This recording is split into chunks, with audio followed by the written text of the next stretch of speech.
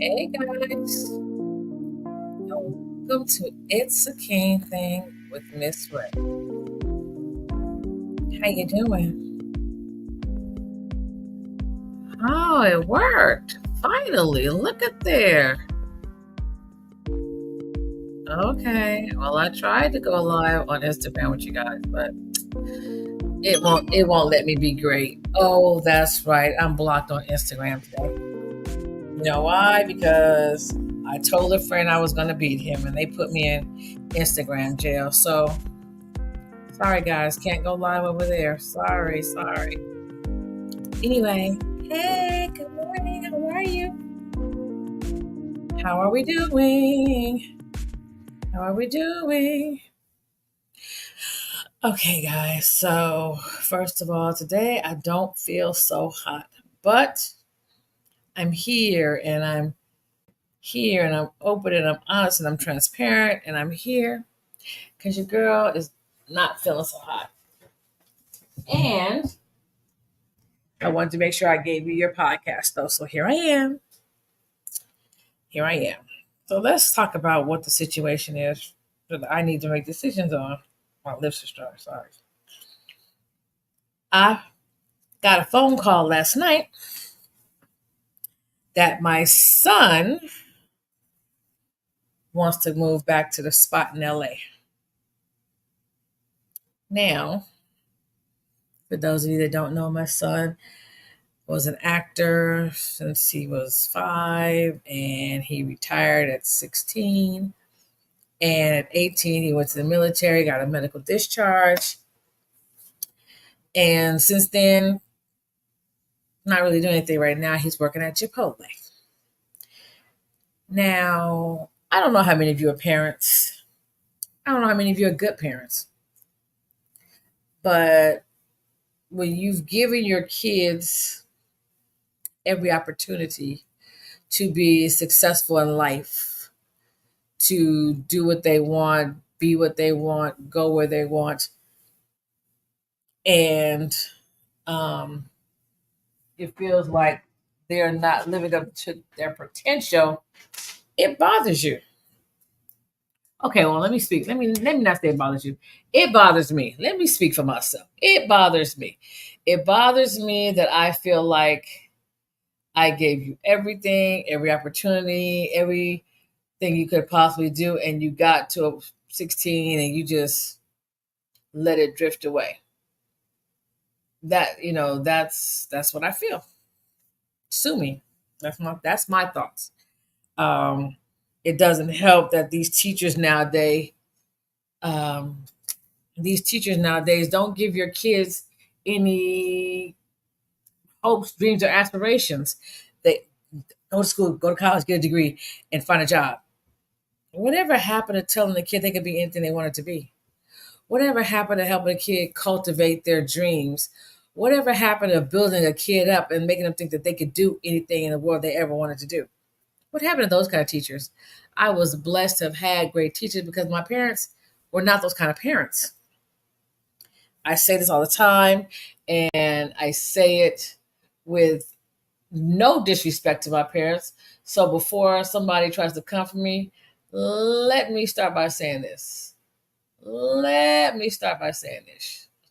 Let me say it again. Let me start by saying this. Don't come for me unless I send for you. Do not come for me unless I send for you. First and foremost, when I say to you that my parents were those kind of parents, again, kids don't come with a training manual. And as I am older now, I realize that kids don't come with a training manual.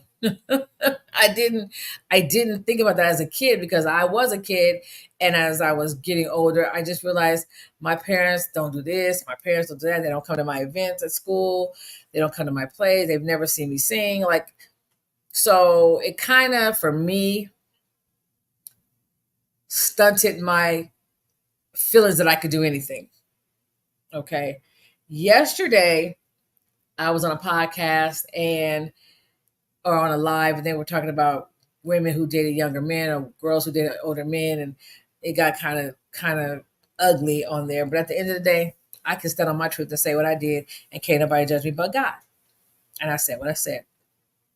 For my children, I did the opposite of what my parents did. Like, my parents gave us everything financially, like we wanted for nothing. And, we had everything that the other kids had that most black kids didn't have. We had it all. We didn't want for anything except for the emotional connection that kids need to their parents. My father's version of family time is, here, take this money and go to the arcade. Take this money and go to the liquor store. Take this money and go to the liquor store and go outside and play. That was his version of family time. And you can't fault him if that's the only thing he knew was to provide for his family. The whole laying up in the bed, everybody watch TV together or whatever, that wasn't like that. Okay. There were times we watched, back in the day with Family Affair, Bruce Lee movies and stuff like that. There were those times, but as far as supporting your kids' dreams to be whoever or whatever they wanted to be, I didn't have those kind of parents.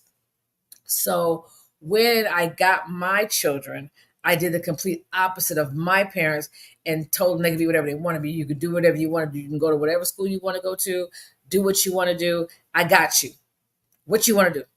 I want to be a rocket scientist. I got you. Like, whatever you want to do, you can do it. And I wanted them to know they always had my support.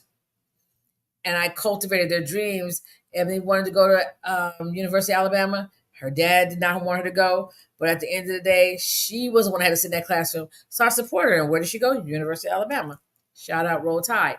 But my son, he's always been charismatic, smooth with the ladies since he was 1.5 years old. Right hand to God. You can ask anybody that's ever known him. He used to walk through Macy's, true story, in Las Vegas, fashion show mall. And he would hit a lady on her booty and hand her a chicklet. Right hand to God. Right hand to God. He would walk up, pack. And they thought it was the cutest thing ever. I was so appalled, like, boy, can I have one too? Pack. Chicklet. I knew it was something when the woman behind the cash register said, I didn't get no gum. And he did like this with a little bitty finger. And she walked her behind from around the counter for him to smack her in the behind and give her a chicklet. Now, y'all tell me what sense does that make? The little boy has done things that I can't even begin to explain. Hey, Queen Coco.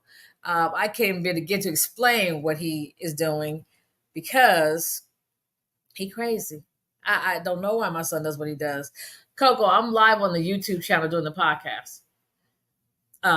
So, it's just like when he went to acting, he's done all these things. When he went to India and filmed a phenomenal commercial, and he did phenomenal things, and that's great. But then he decided to retire, and that's great. But then he got stagnant because this is what I tried to explain to my son.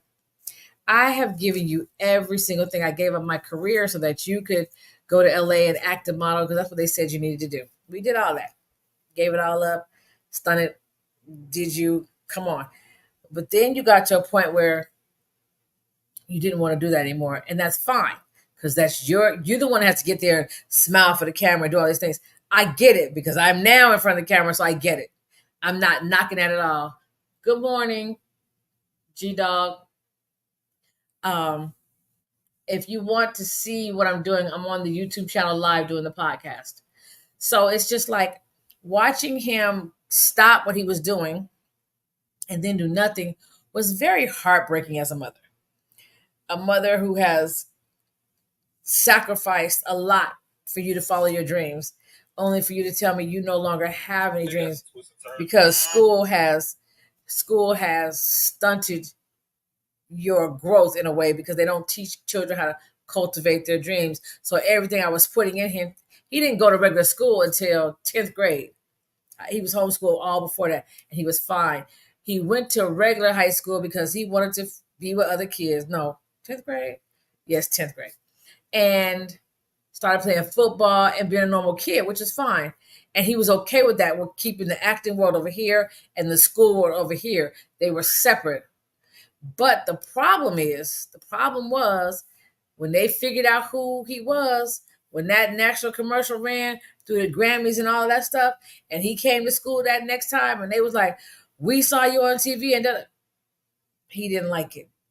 He didn't like it, and I get it. He didn't like it.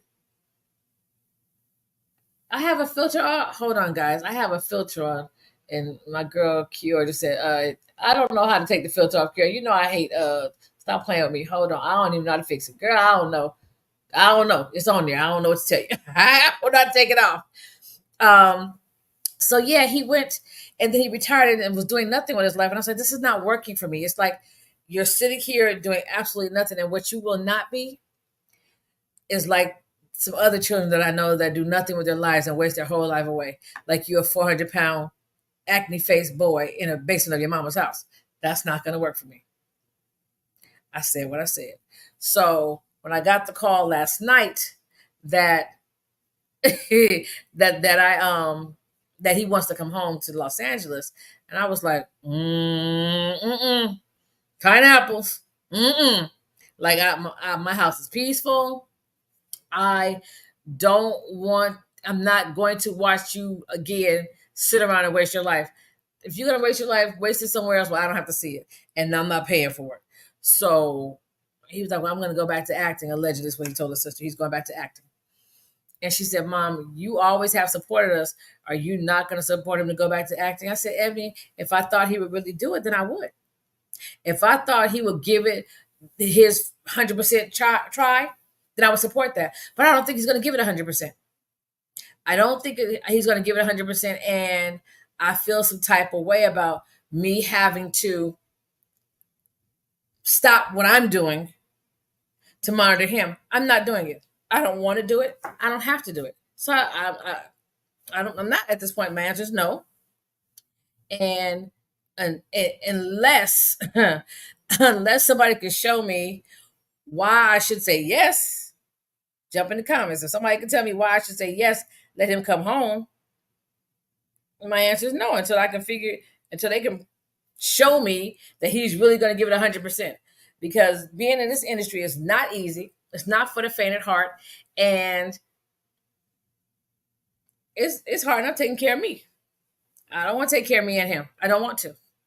I'm at a stage in my life where I don't have to take care of nobody but me. If I decide not to buy no groceries, guess what? I'm only responsible for me. If I decide to turn off the cable, the Wi-Fi, and everything else, it ain't going to affect anybody but me. If I decide to go in my bedroom and not come out for 3 days, I don't have to because it's just me. Nothing breathes in my house but me.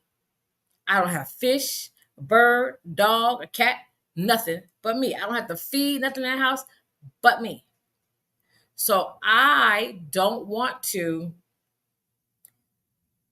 take on the responsibility again of having to look out for somebody else. I don't want to. I just don't. I don't want to. And I'm at an age where I don't have to. So until somebody can tell me why I have to, I'm not going to. I'm just not. I'm not going to because I don't want to. I like not having any more responsibility. It's hard enough. Let me explain something to you guys. It's very hard to get up here on Sundays or Mondays because I try to do it on Sunday so they'll air on Monday. But when I don't, I have to go live on Monday because it has to go up on Monday. And Thursdays for Friday or Friday morning so go up on Friday. It's hard enough to do that. Then I have to post and I have to do clips and I have to do edits and I have to find other people to come on the podcast with. And sometimes they show up and sometimes they don't. That's a lot of work. On top of, let's talk about the different auditions that I have to do. Yeah. That's the studying. That's the submissions. That's the going to find the role to submit for in the first place. It's a lot. That's a lot of work. On top of making sure that money is still coming in to facilitate this lifestyle that I am accustomed to. It's a lot of work. So, and that's just responsibility for me. So, why would I want to go and, you know, take on another responsibility? I don't really want to. That's why I don't have a dog. I've seen the cutest puppies, and I want one so bad. He was so cute, but he was like $5,000. And I was like, am I that committed? I don't think I'm that committed. He was cute too, cute and quiet. Like I like him small, go on my purse, the whole nine. But that's another bill. That's vets, that's grooming, that's feeding. And let's not talk about upkeep. I just don't want to right now. I don't. I'm, and y'all can call me selfish, but you know what's wrong with people? They don't be honest with themselves. They're not honest with themselves. And the truth of the matter is this: I am now learning to be selfish. I said it. I am learning. And when I tell you it's an emotional test, I am learning to put me first. I'm learning to put me first. And it's a learned situation. It's not easy. It's hard to put you first. Let me just be honest. It's hard to put me first. It's hard. Like it's really, really, really, really, really hard. Really hard right now. So at the end of the day, I'm learning to put me first. I feel terrible as a mother saying that. I feel terrible as a mother saying this. But at the end of the day, it's the truth. I just I have to put me first. Finally, after all these years, I'm really, really, really learning to put me first. And there comes a time in your life where you have to put you first, and that's for friends, family. It's for everybody. I have to learn to put me first. I have to stop giving my everything to everybody, but no one is giving their self to me. I have to stop pouring into everybody, and my cup is in shatter. Not shatter. My cup is in shambles. Is what I'm trying to say. Full of holes, and I'm pouring, pouring, pouring, and nobody's pouring into me. So I've learned to patch my holes up in my cup and keep my fluids inside. And I'm just giving enough so that I'm not empty. And I'm very emotional saying that because it takes a lot. I love to give to people. I love to help people. That is my gift, and I understand that. But sometimes my gift is at the detriment to myself. I'm grateful for Pastor Mike Jr., and I'm grateful for Bishop Long, and I'm grateful for Bishop Kennedy, who have taught me it's okay to have boundaries. It's the mother in me that doesn't know how to have boundaries. And I am learning that I have to put me first. So, no, I'm not allowing him to come back right now because I don't think he's going to do what he needs to do. He's just going to be there and give me several thousand excuses about why he can't get a job or make any money. Now let's be clear. He doesn't smoke weed.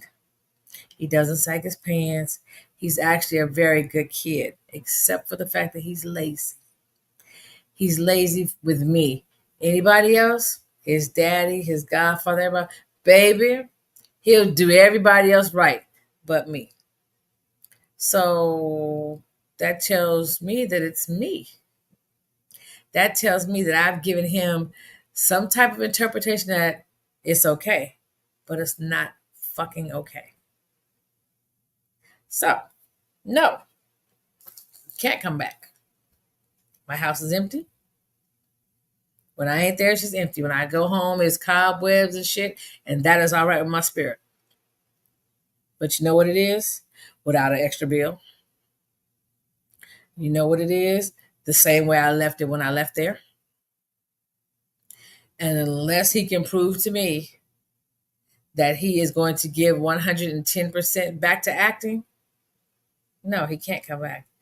Because when I come on the podcast, when I'm doing submissions, when I'm auditioning, when I'm doing all these different things to make my money continue to flow, I'm giving it 110%.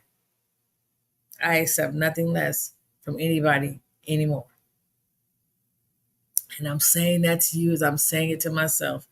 And I think for me, when I come on the podcast and I talk to y'all about what's going on in real life, I'm hoping that it reaches someone that's going through the same things or have gone through it and they thought they was crazy. You're not crazy, baby. You're not crazy. We all are going through it.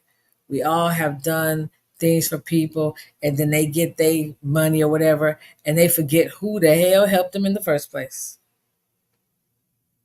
That was for me again. I'm sorry, y'all. So, my fucking bucket, I'm throwing lots of things in it. Everybody needs a fucking bucket. Shout out to my little sister that taught me about a fucking bucket. I didn't even know what that was. But my fucking bucket, I'm starting to throw things in the fucking bucket. That's my word for that, the fucking bucket. Because, baby, if you are causing me any type of drama or stress, your ass is going in the fucking bucket. And I mean that. And I mean it. At the end of the day, I mean it. So, no, you can't come back. I hope that, you know, I hope that our kids learn that we don't owe them anything. We do what we do out of the kindness of our hearts because we're parents and we love them and that we want them to succeed and that we want them to it's a glare and I can't stand it. That we want them to succeed and be super successful, be better than we were. But we don't owe you that. You know, we owe you to clothe you and feed you, keep a roof over your head until you're 18 years old. Technically, that's what we owe you by law. But there's more to parenting than just keeping a roof over their head and food in their mouth. There's more to it than that. So we try to instill morals and values and goals and dreams in them. We can only do what we can do. If you've given them everything, you pray for them, you pray over them, you give them to God, and you hope something that you've given them grows inside of them like a little seed and grows into something. That's what you hope. That's what you pray for. It doesn't always work out that way. So I'm doing me right now. And I really enjoy doing me. Like I told myself I was going to take myself out to eat when I got 2,000 followers on Instagram, right? So I was talking to my daughter yesterday and it was like 1,800 and something. And I was like, okay, so about a week or so I'll have 2,000. Let me figure out where I'm going to go eat. By the time I hung up with my daughter and went to go do something on Instagram, I had surpassed 2,000. I was like 2,200. I was like, how did that happen? 2,000 was like 2,080 something. Let me go see what it is. When I tell you, I said, I don't know when it happened, but it happened so fast. It was amazing. I was like, yo, how did that happen? I don't even know why, when or how, because I missed it somewhere. I missed it somewhere and it was crazy. 2,059. So I have to take myself to get me something delicious to eat today. And I don't know what it's going to be yet. I have to figure it out. But I'm starting to reward myself for different things. Like I never had planned on being on social media like that because y'all know I hate social media. Y'all know I hate the camera. But David says I have to be in front of the camera when I film the podcast. So I'm adhering to the rules of podcast etiquette per David Shands. I'm just saying. I guess it's to let you know that there's a face behind the voice, a real person who cries and fusses and cusses and praises the Lord, and she does all these things. She's a gamut of emotions, and that I'm human. I am human. I'm a mother, and I'm definitely a grandmother, as you can see from the artwork in the back, that side. I'm a grandmother. Those are the things I love. I love my kids, and I dang sure love them grandbabies, honey. But I'm also a business person. I'm an actress and a philanthropist and a paralegal, and I'm a bunch of things. And I'm grateful for every single one that God has made me to be. But guess what? Sometimes it's a more than a notion to get on this camera for y'all. I don't think people really understand that. One of the people was like, "Well, you're on TV," and I was like, "It's different when you're on TV with other people and other stuff. It's a whole nother kettle of fish when you're sitting here, just you, in front of the camera, and all they got to look at is you." I don't like to be looked at. I don't. I can't stand it. I'm just being open, honest, and transparent with y'all. I cannot stand it, but I do it because I remember when there was a time when I was in that dark place that I've told y'all about several times, and nobody came for me. Nobody came. With nobody but me and God. And I was definitely trying to go see him in a real way. And I'm hoping that by me coming on live and doing the podcast, it teaches other people that you're not alone. No matter what your circumstances are, you're not alone. And that somebody cares and that somebody is there for you. Ah, hey, G Dog. I'm glad you made it. um, that somebody cares for you and is praying for you, loves you, wants you to succeed, wants you to make it. If you have questions or comments or concerns or you're feeling by yourself, please reach out. I will respond. You know, um, I always try to give these resources out. If you do not, oh my goodness, I can't think of what they are. Hold on. If you do 988, I believe is the numbers for suicide prevention. They are open 24/7, 365. Um, the Taraji P. Henson Foundation, Boris Henson, they have resources and they're on their mental health. You can call 301, and if it's a severe emergency, you can call 911. There are resources to help you. I'm sorry it took you so long to find me, G Dog. It's usually pops right up, especially if you go to Apple iTunes, but you found me now, so that's good. Um, I want to make sure that I always answer the comments that you guys post when I'm on live or that you put on the YouTube channel. I come through and I answer them. If you reach out on there, I will respond. I'm getting ready to hit the website down because I don't like it, but it's still up. It's akinthian2021.com. Make sure you like, click, and subscribe to the YouTube channel because they always say I never say that, so I'm trying to make it a point of saying it. Make sure you like, click, and subscribe to the channel. You can find me on TikTok where I just try to keep y'all motivated and laughing and knowing that, I care because I do care. Because when I wrote the book, which I'm working on the script to it, I don't listen. Let me tell y'all the truth. Let me just y'all know I'm always transparent with y'all. Writing that book almost took me out. Then after I wrote the book, and then the editing process, I said I can't edit this because I can't. It was like reliving it. I said I can't do that. So the first edition that went out, when I finally looked at it, because I never even looked at it, like I don't even want to look at it. It was all off center stuff. I said, oh my God. So they had to redo it and then re-edit. And now I have to do the script to this book. I was like, I can't do this. I told my friends on at the festival, I said, listen, I need somebody to write the script for this book. And they were, I got some really great friends. One of my friends is on All American. One of my friends is on Snowfall. And, I got some really, really great friends. I got, some really, really great friends. And they were like, no, ma'am, you will write that script. And I was like, they was like, mm-mm. Can't nobody write the script like you. And I was like, that's so not fair. And they were like, yeah, I was like, see, y'all, like they don't give me no they don't give me no leeway. They don't want to hear my shenanigans. They gives me no leeway. So I started the script. And because this book is so mm, devastating. I was in such a dark place in my life.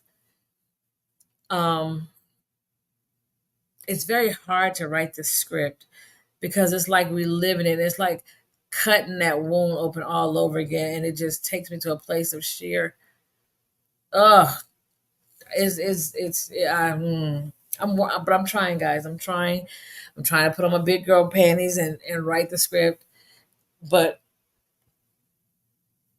I just, I do the podcast because I want you guys to know you're not alone. That's the only thing I do it for. You're not alone, and someone does care. When I was going through that dark place, I didn't think anybody cared. So I don't want you to ever feel like you are alone and by yourself, because you're not. You're not. You're absolutely not. And there are resources. So please reach out to them. Okay. And on that note, guys, I'm going to wrap this up. I want to thank you for coming on the It's the King Thing podcast with Miss Ray. I love you. You go and have an amazing day. And if you can't, don't you dare go mess up nobody else's, okay? Shout out to my girl, Tabitha Brown. If you ever get a chance to meet her, she is the sweetest spirit ever. And she really wants everybody to win. Okay, guys, have a good day. Here's some rays from Ray. Woo! Yeah, I haven't been to the nail shop. Y'all already know how I get down. Just take the rays and be happy. Bye, guys.